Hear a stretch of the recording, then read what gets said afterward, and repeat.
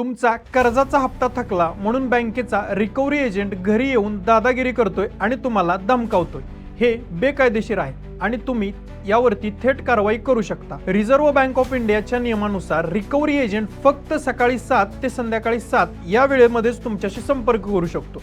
रात्री येणं, धमकी देणं, शिवीगाळ करणं किंवा सार्वजनिक ठिकाणी अपमान करणं हे सगळं बेकायदेशीर आहे। असं झालं तर या 3 गोष्टी लगेचच करा।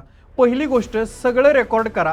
व्हिडिओ, फोटो, मेसेज काही सोडू नका, हाच पुरावा तुमच्या कामी येईल। दुसरी गोष्ट, त्याच बँकेच्या ग्रीव्हन्स ऑफिसरकडे लेखी तक्रार करा। रिझर्व्ह बँक ऑफ इंडियाच्या नियमानुसार बँकेला 30 दिवसात उत्तर देणं बंधनकारक आहे। तिसरी गोष्ट, बँकेने दखल घेतली नाही तर थेट रिझर्व्ह बँक ऑफ इंडियाच्या लोकपालाकडे तक्रार करा।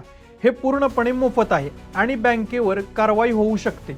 कर्ज थकलं म्हणून कोणालाही तुमच्याशी दादागिरी करण्याचा अथवा धमकी देण्याचा अधिकार नाही।